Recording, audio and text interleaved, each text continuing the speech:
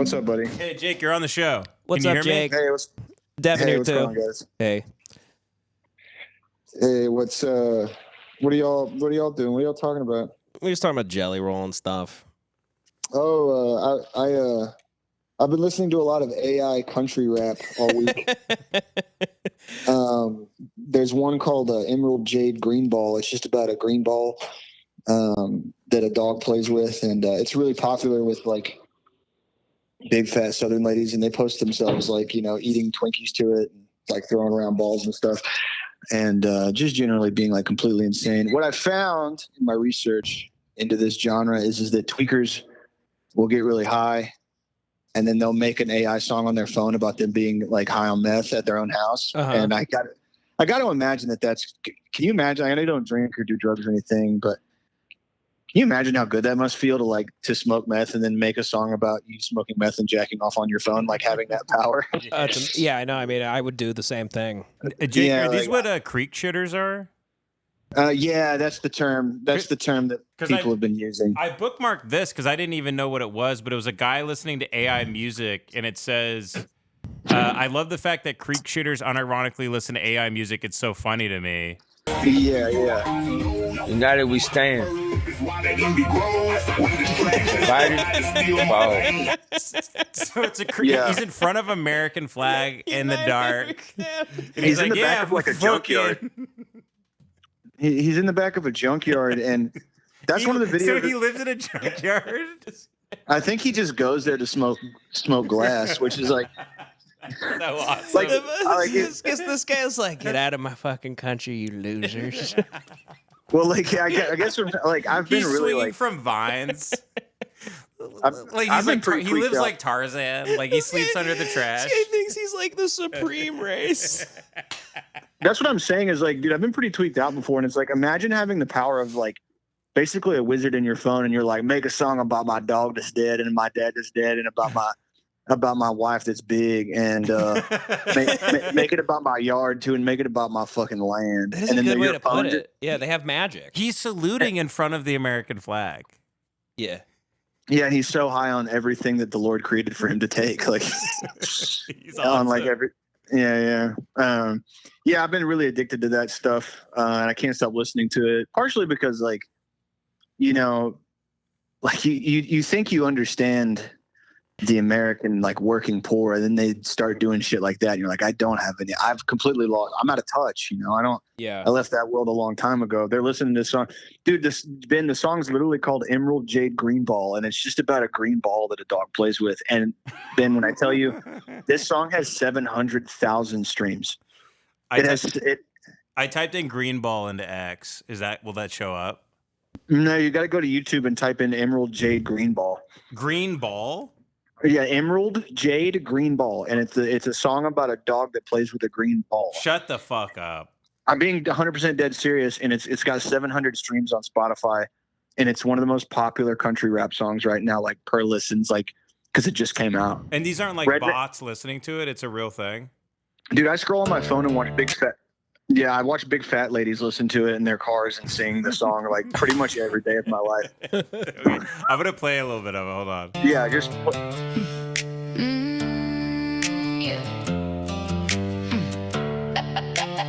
Emerald J, green ball. Out back where the chickens cluck. Hell yeah.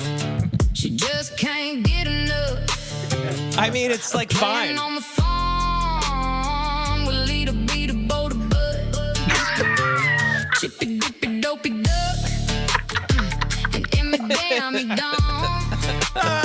Thank God for Mama Deborah. Emerald loves her forever home. Emerald J green ball. Running down the hall. Wow. Emerald J green ball. Yeah, so basically this is the American lumpen proletariat. They really like this type of shit, and I mean, Rogan's going to play this for J.D. Vance next week before they start the show. yeah, I mean, this is what ICE agents listen to before they go to custody. You know what I mean? Like before they lose everything, they roll up to the Dilley Detention Center in South Texas, like Emerald J Green Ball, and then they go and commit fucking like Sodom and Gomorrah acts on human beings. 300,000 views. Well, everyone's just gonna just on YouTube in 3 months. everyone's just gonna start listening to themselves. You just make me a musician into like AI, and then you'll listen to you as a country star as you drive around. Yeah, that's really big too. Is like guys. I watch guys on Instagram put themselves into music videos where they have like a leather jacket and a motorcycle, and the song is about the leather jacket and the motorcycle, and their name will be like Greg. And the song will be like, Greg rides his motorcycle. Now, Greg drinks his beer. And you go to the guy's profile, and it's literally hundreds of these posts. And he makes like 25 a day. Yeah. If you're and he's barking in the wind like a stray dog. Like nobody's interacting. It's like he's just like this is purely like in the way that somebody who like is a performative person, like people are like, oh, performative reading. Like these guys are doing this for nobody. Yeah. This is for no one except for them, their own leisure or whatever. It's really sick. Had my dad, I like to think if my dad was still alive, he would send me like an AI song about him, like riding a dirt bike and like, like abandoning the family to like, go follow Metallica on tour or something. You know what I mean? Like, it's like, I made this song on my phone about fucking jacking off. You want to hear it? And I'd be like, 100%, Pop. Yeah, I do. Yeah, this shit's really awesome. And I was just talking to Thomas about it, and I was like, this isn't like a cry for help that I've been listening to this shit all week. And he was like, of course not. I've watched the video of the lady filling the wine glass with water. Oh, yeah. I've wasted half an hour of my life. I've probably watched it 10 or 12 times, and it's a 2-minute video. Her smug face. Yeah, that the Gen X, like, a lot of people don't know this, but life's actually about taking your time. And then it's just a lady filling up a glass of milk and letting it spill out all over her kitchen counter, like onto her floor. And I'm like, where are your fucking kids? Like, because if I walked into my mom doing that, like I'm calling the law. I'm calling CPS like on myself. Like I want to go somewhere where that's not. I'd rather get molested than like watch my mom like do that on Instagram for like 10 hours a day. No, they really. There's no such thing as there's not enough time in the day anymore. Yeah, part of me wonders if like as people like become unemployed at like a drastic rate, and like the people who are becoming homeless I told Ben this the other day, but like the homeless population is like the quickest growing demographic is like 55 and older, mostly men. Mm-hmm. It's just going to be guys like outside of like just at a park somewhere in LA, just making songs on Bluetooth speakers about being homeless and like jacking off on the bus. Yeah. like, and honestly, dude, Godspeed to him. It's funny that like you can have no access to food or shelter, but you can have an AI computer and like make songs about you like killing dogs in the street and shit. Like you can have no access to like Maslow's like hierarchy, no love, no shelter, no companionship, but you can have a thing in your phone that's like, hey Greg, what you want to hear today, big boss? And you're like, song about me choking a dog on Skid Row, and it's like, got you, buddy. Brown, choke a dog. Like that, you know what I mean? Like that's just the magic of the 21st century. Yeah, you don't like it, then leave. Yeah, Fafo. Commie. Yeah. Commie, Fafo. Fafo, Commie. My name is Fafo Commie. Jake's been spending all week. He's been defending this woke Christopher Nolan film, this DEI. Oh, dude, I was telling Ben. I posted that green text. It was like, you like quality slop. Yeah. That was funny. I was telling Ben, I'm pretty sure you and me were drunk one time, and I don't know what movie we were talking about, but you like, I don't remember what movie it was, but you said something along the lines of, you only like it because it looks good. And I think we were just talking about you were saying the acting probably was bad. Nosferatu. The movie looked good, and I remember being I remember arguing with you. I was like, Devin, the movie looks good. That's why I like it. It's probably and you were like, yeah, but everything. Film. Yeah, maybe. You're like, everything else about it is dog shit. Yeah. And I'm like, that's fine, but like you can say that. Like you were being like, you only like it because it looks good. I was just like, I have no idea how to respond to that, Devin. That is a funny thing to say, but I will back that up. No, I do. I know what you mean. Like I know. Like I didn't want to. Ben wanted us to go at it. I'm like, I don't care. I'm sure I understand. When you posted that on Instagram, I was like, yeah, I'm sure Jake liked it. That's fine. I don't mind. No, I haven't seen the movie yet, but I do like Nolan. I like Nolan's stuff. Oh, because I like. Here's the thing about Nolan is I agree with your overall like sentiment about his movies, but the thing is like. When people talk about, Marvel is fun, I'm like, no, Marvel is like Department of Defense propaganda featuring like Yeah. Tobey Maguire and like, you know, Mark Ruffalo. Like when I think about a fun movie that's like got $250 million behind it, I think about Nolan movies. Like to me, those are the fun, turn your brain off. Like, oh, there's a time travel and Robert Pattinson is there. Like that for me is I fun. totally understand that. I only go after him because he's ranked with like real like Fellini and shit. Yeah, and it bothers the shit out of me. Like, people talk about him and Kurosawa as like the same guy. It's like, okay, I mean, you're Jake, crazy. people literally think he's the greatest filmmaker in American history. Well, like I loved I think something happened to him after Memento, because I think what you're talking about is like the greatest example of that is Inception. Because I thought Interstellar was scored really well, and I thought it was a pretty movie. Mm-hmm. But Inception is like, I remember watching it. Did like I watched it in 9th grade, and I was like, I can't wait to smoke weed and watch this movie and be like, you guys. But it like when I got older and tried to rewatch it, I was like, this is something that like, if we were to sit in a room and drink beer until we like started to hallucinate, and you told me you had a script, and I would be like, you need to take this home. Mm-hmm. Don't ever bring this to anybody. Right. I enjoyed. I remember seeing Inception with a packed theater when I was like 13 or 14, and like when the top stopped spinning, everyone went, oh, you know, and it was like fun. Yeah. I just mean like his movies are fun. that like, but it's not. Yes. I think there's 10 movies a year that aren't. That no one really gives a fuck about that are way better. I'm not sure. I'm not sure there's ever even been like a scene in a Christopher Nolan movie. He's not I think calling him like an auteur is kind of crazy. Like he's not a Terrence Malick. You know what I mean? Like it's like every movie has 15 minutes of like combined images where you're like, that's cool, that's a Nolan thing. But then there's 2.5 other hours of like he's terrified of like two people having a moment. Nothing breathes. The dialogue is usually bad. Even in Interstellar, I only like it when he finally leaves Earth. All the stuff on Earth is like retarded to me. Him and his family life. Yeah, that's why I like Memento, because it's just I love a movie about a confused guy. Like I just really like it. I love Naked. It's one of the best movies of all time. I love Naked too. Yeah. And just a confused man. Yeah, are the women saying no? Just a very confused, drunken idiot that just But yeah, like I every now and then, you know, you like his movies will come out, and I'm like, what I thought was funny about the Odyssey is like people really. The reason I told Ben, I was talking about Ben with this the other day, not this specific example, but like the reason I know that the right wing like cultural moment is over is their whole like, dude, a year ago, the Odyssey is woke thing would have totally worked. It would have worked. Like they would have made that movie like a bomb, but they were like, oh, Helena Troy is not black. Historically, first of all, here's the funny thing about a historically accurate The Odyssey. First of all, The Odyssey did not take place. Mm-hmm. Let's start there. Second of all, a historically accurate, racially and ethnically accurate The Odyssey, everyone would be North African too would be in the mix. They would be like, olive skinned, and they would all be illiterate except for like the kings. Like all the people that fought in the military were like couldn't read. They could barely speak. So it's like, okay, if you like when the Elon people Musk were like, hatched from eggs from a big swan. Correct me if I'm wrong. That Zeus like impregnated, right? Am I wrong? Yeah, something like that. That's like well, the mythology of it.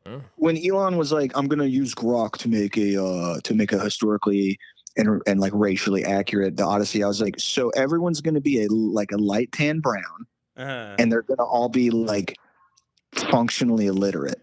Because if we want to like go like back to that time, which by the way, this is a fake story. That's like if Devin had like $250 million and was like, I'm gonna make The Very Hungry Caterpillar, but I'm gonna make it historically and racially accurate. This is a fake story. Yeah. And I know it's like Homer's epic poem or whatever, and people are like, the gayest guys of all time are really attached to that shit. But like, it's not real. So you can't make like I saw one guy, he was like, Odysseus's boat in the movie is actually a Viking warship that was not made until 1,000 years later. And it's like, all that shit is retard. All that shit is retard shit. I think Christopher Nolan's actually the perfect filmmaker to have broken all of that, because his movies are so like flat and effects driven that like it got everybody. Like Ben Shapiro loves The Odyssey. Like a lot of right wing guys were like, oh, they just ignored like that they were supposed to be outraged about all that shit.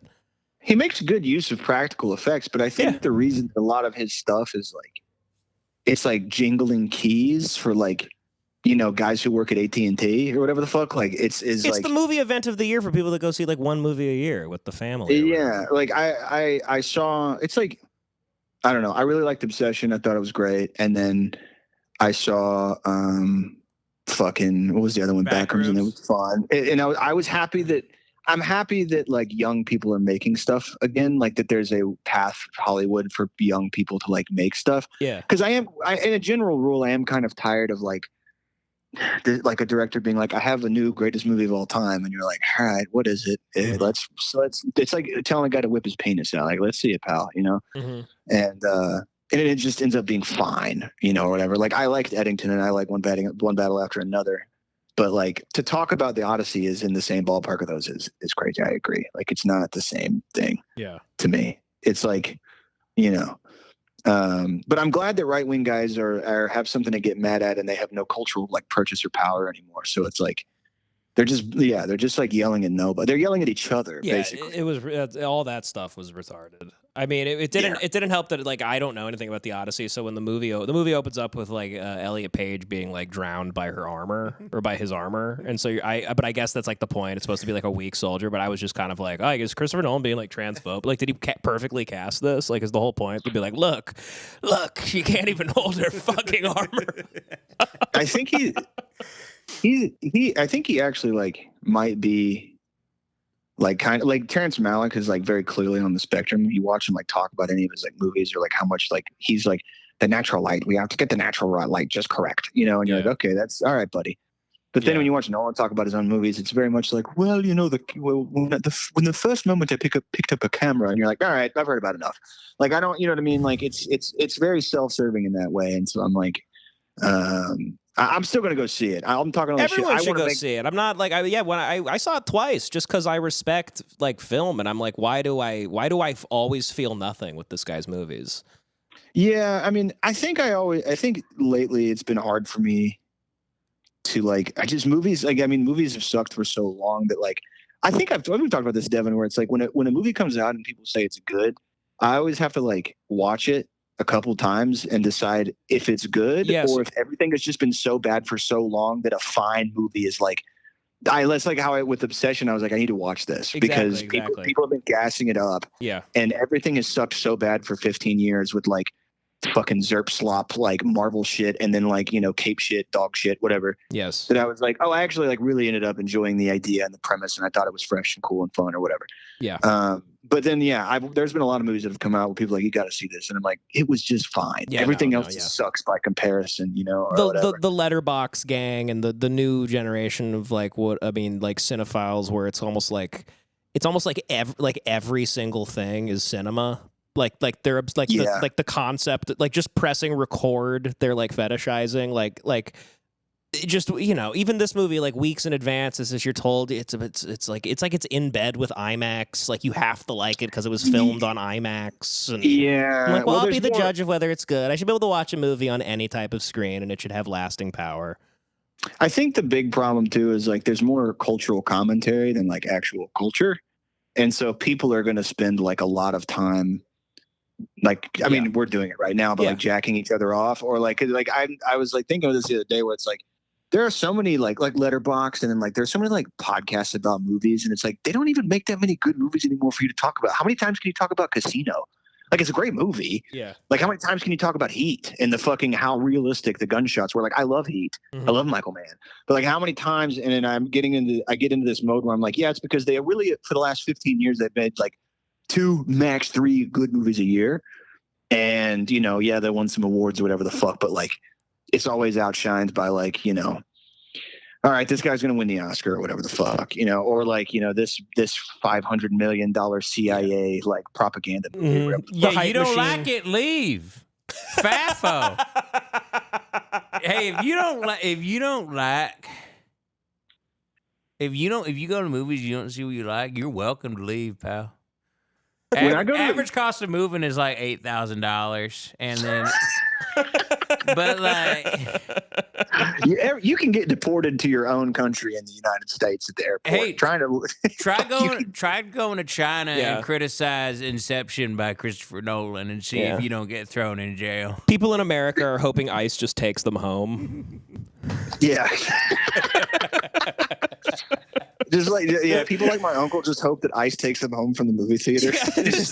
They got this Uber called Ice. Yeah. It's free. Yeah. I get to ride with other fat guys in a car, just like school. Yeah. Jake, did I tell you? Because every day there's a news story that like a guy suicides his entire family. Of course. And he seems like totally normal. He just like does drywall. He owns like a roofing company or something. Seems like a happy-go-lucky guy, and then he gets outed for like fucking his like secretary or something, and then his wife goes on TikTok, and then he kills everybody. He goes, how do I get out of this? I'll kill my kids and my wife or myself. Yeah, that's the thing I don't like. That's how you know that like some guys have like they'll have like 2 drywall businesses and like a really nice house in Colorado and like a nice truck. I mean, they'll have everything, but they will be straight up like 68 IQ. Oh yeah. Like, and so like, because in the mind of like a guy like that, it's like, okay, the thing is happening to you that happens to a lot of losers, which is just like, okay, I'm done with this family. I want a new family. And a lot of guys will be like, I'm going to leave my family, which isn't cool to start a second one. That's bad, but it's way better than blowing your whole family shit smooth off. Yeah, burning the house down with them. Yeah, like putting their bodies into oil vats and dropping them into a mangrove swamp. Like it's like yeah. like, Well, then, I mean, Jake. I mean, I'm gonna start responding to every news story every day and just say FAFO.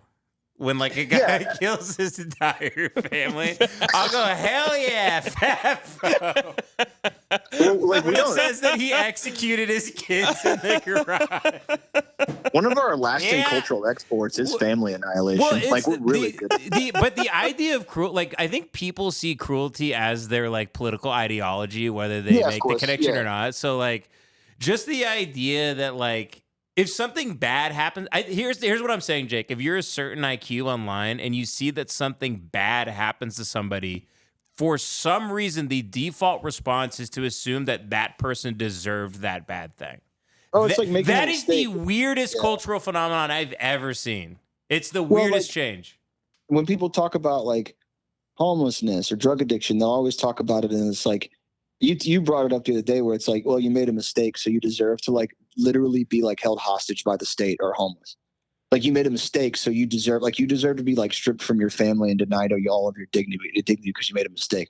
By the way, the people I know who have these politics have like 6 DUIs, like 2 domestic assault charges. Like the people in my life and my family that are like, they'll see like a guy, like they'll read a news story about a cop that like ran over a homeless tent and killed 2 dogs, and they'll be like, well, they made their bed, might as well lie in it. And it's like nothing good happens after midnight. So the kids they were all homeless children. They've never had homes, and it's like, I mean, Taco Bell's hiring 24/7. Yep, you can go down there, get you a job, get an apartment, you can pick yourself up. But I don't care if you're 7 years old. Well, like, dude, I don't care if you're in kindergarten. You can work. If you can lean, you can clean. All right. I've been thinking a lot about the like, like a Taco Bell hiring, like giving them like Montessori like mops and brooms. Yeah, like Fisher Price, like oven stuff. Yeah, a 7-year-old standing on a bunch of phone books to take my order through the drive-thru. That happens at every Vietnamese place I go to. There's like a 9-year-old behind the counter that's like, you want donut? And I'm like, yeah, dude, why are you here, bro? Go learn fucking times tables. But dude, the idea that like those boomer and Gen X rants, it's like, why don't you go down to the employer or to the loan office at the bank and give them a firm handshake and introduce yourself? And it's like, I used to think, and I still think that that's stupid, but like, I was like thinking about that rant and where it comes from. And I'm like, oh, up until like the invention of the credit score in the 80s, and then like, like online applications and like AI, like denying your request, like that's how it worked. So all these people, all these old fucking like out of touch losers, the handshake was like basically the contract for like 1,000 years. You know what I mean? Like the handshake for like bartering or like getting a job, like, yeah, you can be a blacksmith, shake my hand. And it's like 1200 AD or whatever. That's worked for so long, and then we enter this world where it's like, no, you can't get a job or a house because it says here you made 2 mistakes 10 years ago. I mean, when you look at the statistics, Jake, that like now on average, an older home, like a 30, 40-year-old older home costs more than a new home, means everybody who's in a house goes, I know what I got. I'm not. Yeah, of course. So like you see people go, oh, if you look at this affordability calculator, it's actually better to rent than own now because of the price of homes.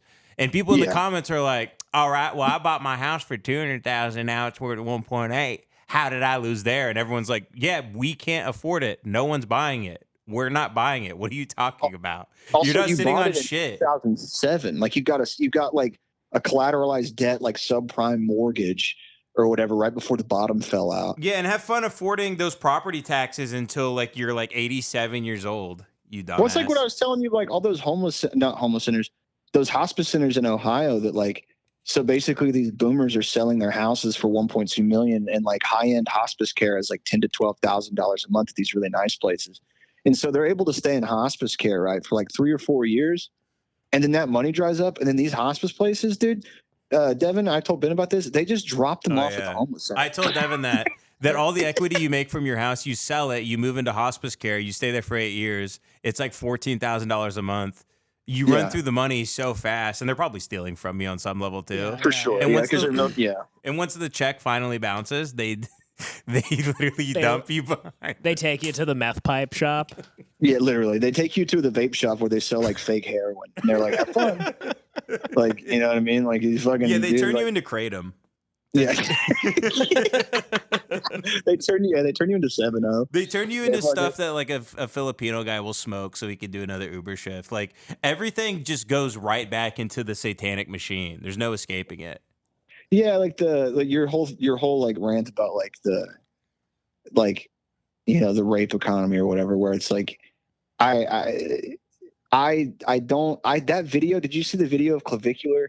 And he was dancing on a boat with a bunch of like Instagram thoughts, and it was the most sexless, the most like asexual performance of sexuality. And I was like, when you have no future as a young man, and a lot of young men just straight up don't, it's like, you don't want to like make art or paint. You want to like become a crypto Miami guy, and you want to like join Mossad accidentally. You know what I mean? Like you don't want to fucking like, I'm going to become like a sculptor. That's not happening. Like nobody gives a fuck about that. I'm going to make books. Reading is something that eccentric, weird people do, and it's only going to to get worse in 10 years. I mean, reading is like playing the accordion at this point. Like I don't know. Yeah, in 10 years, reading is going to be like speaking perfect Mandarin. People are like, what the fuck are you doing? Like if you're reading a book in public, it's going to be the same as like like it's going to be like fucking speaking beautiful Mandarin to yourself. Like it's not. Like, and they're gonna think you're Bradley Cooper and Limitless. Like if you can, like fucking, like if you can read Brown Bear by Eric Carle. Oh, that's why. Like I tell, like I think I told this to you, and I was telling this to Cam. I was like, dude, if you just read one fish, two fish, red fish, blue fish to your fucking kids, they probably will like inherit the earth in 20 years. Like if you read your kid the fucking Captain Underpants books right now, they'll probably be like bankers in 20 years. Yeah. Like they'll probably be like fucking like they'll be like high-end philosophers. They'll be writing books that people can't read. Do you think there's entire states that kind of become green zones where everybody's like the Whitaker family, where it's like just big basements of people that are locked in a room filled with like poop and like cans of corn? I mean, and, like, everybody's barking like dogs. Yeah, the entire swaths of like too bleak. entire swaths of Appalachia and like the Southeast are like that. I mean, like if you think like there are places in Louisiana where like especially near the Delta where they still speak like fucking like Louisiana French.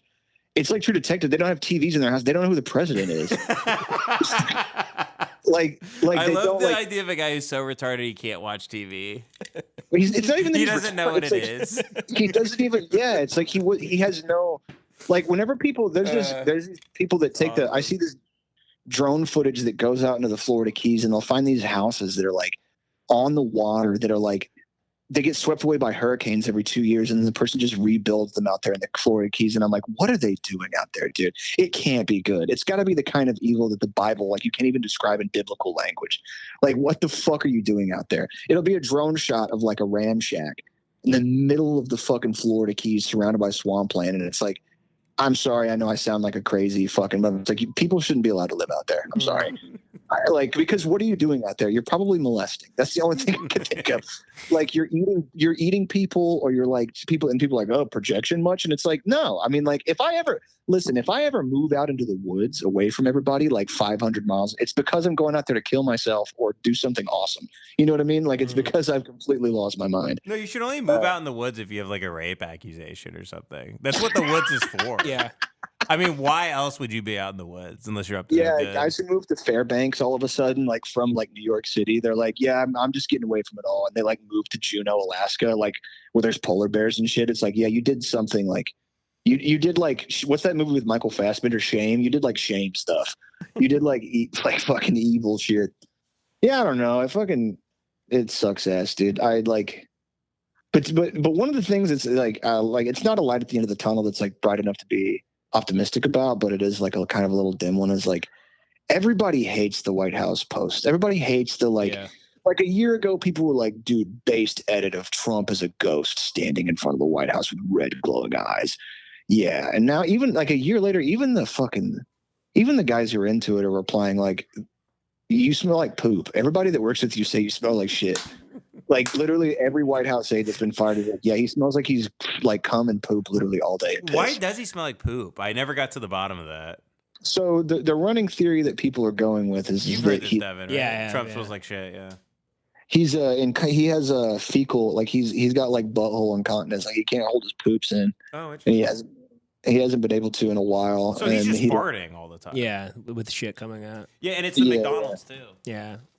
Well, it's like okay, if any other 80-year-old man that eats McDonald's all day, like he probably shits his pants. Like not the president, just like a guy that works like at Lowe's. Yeah. Yeah. I mean, like he's an 80-year-old man that eats fucking Big Macs 3 times a day or whatever the fuck. Yeah. I think it's all that shit. Yeah, it's not the worst thing he's done.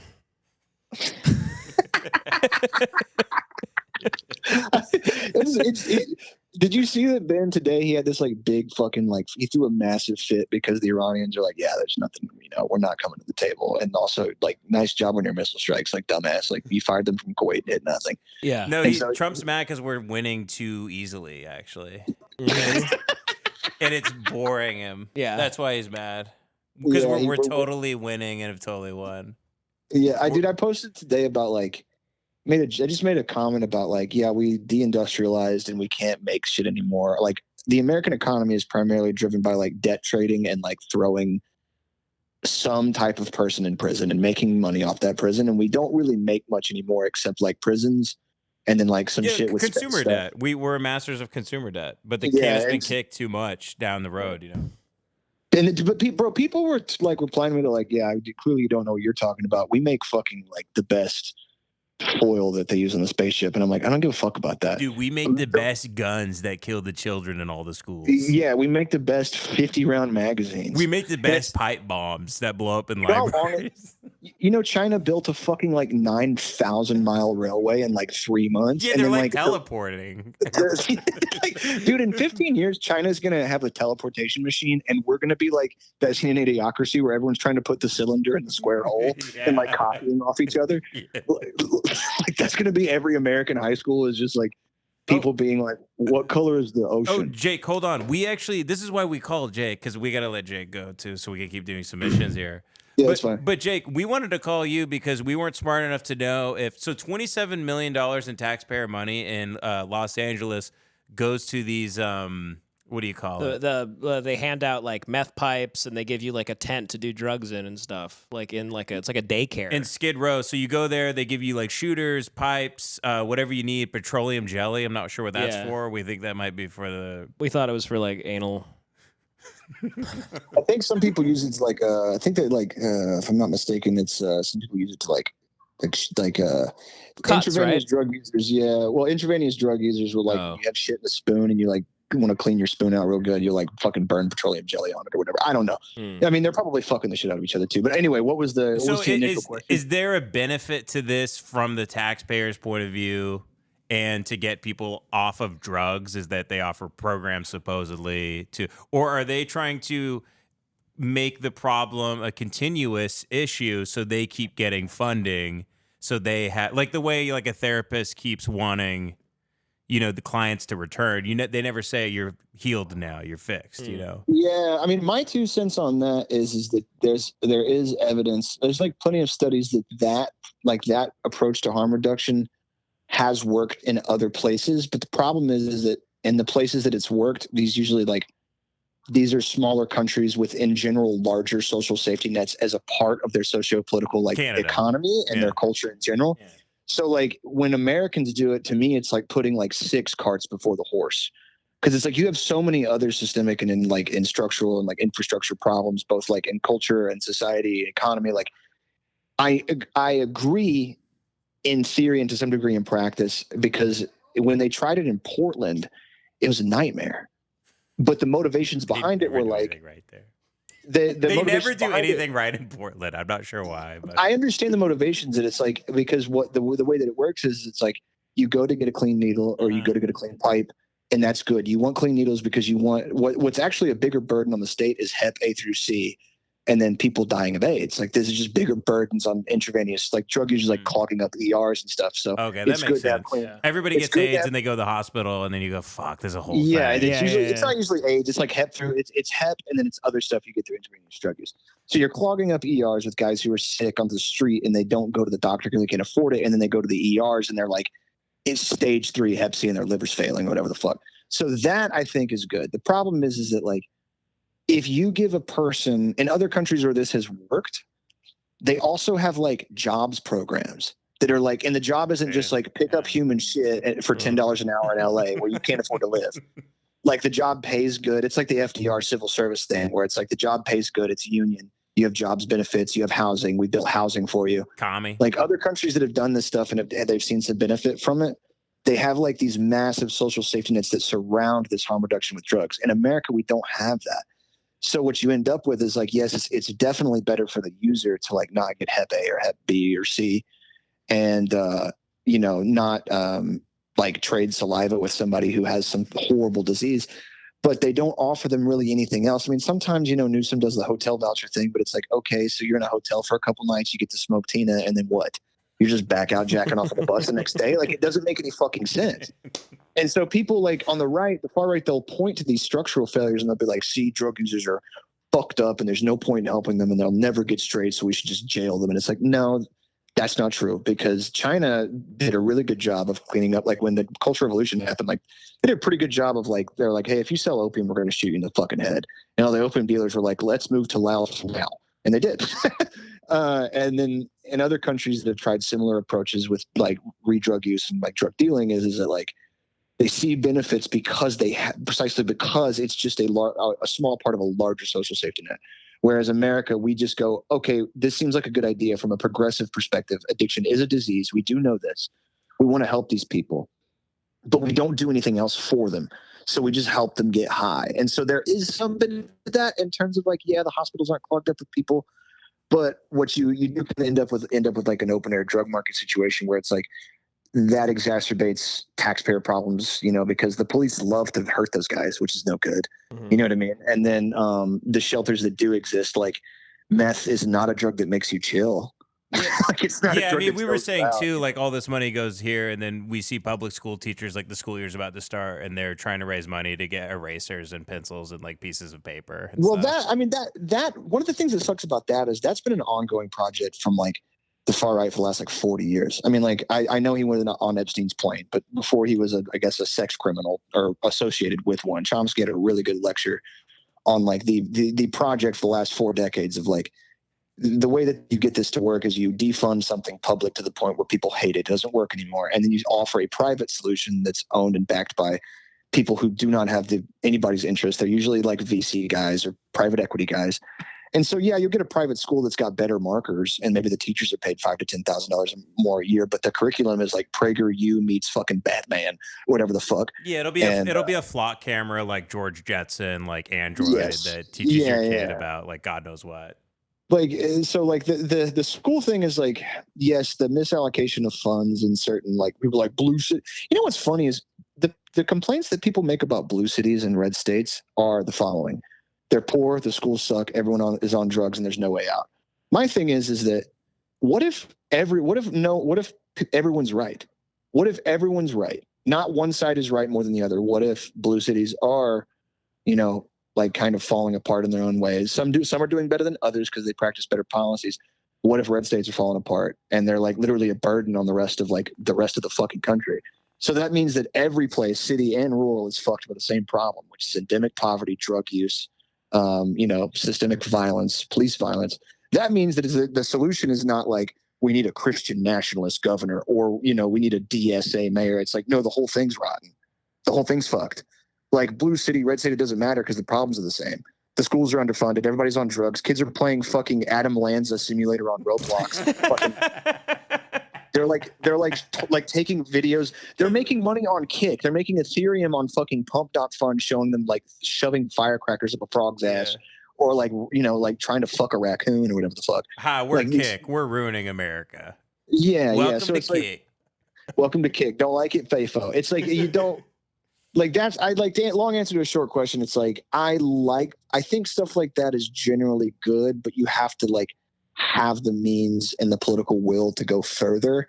And I just don't think it's like America's a place where you can do that right now. I don't know if it'll ever be like an FDR style like commie civil service job where it's like, hey, we'll pay you $30 an hour to fix potholes, retrofit buildings, fix bridges.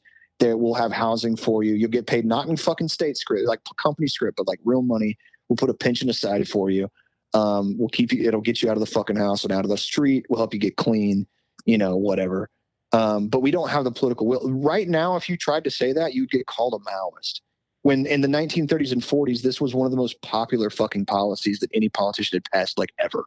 It helped us get out of the Great Depression. But if you were to be like, yeah, we should start a federal jobs program. We should dump, I don't know, $500 billion into it because God knows we dumped that money into like Mossad and developing a new technology to let you see inside a baby's ass. I don't fucking know, dude. It's like we have that money to spend. We just don't spend it on the right stuff because everybody who runs the country belongs, you know, under the jail or needs to get fucked by all the animals in the zoo, even the bugs and lizards. Like Jake Rhodes, everybody, let him hear it. Yeah. He's always a ray of light on the show. You don't like it? Get the fuck out. FAFO. Bye, guys. Bye. Bye, Jake. Love you. See you, boys.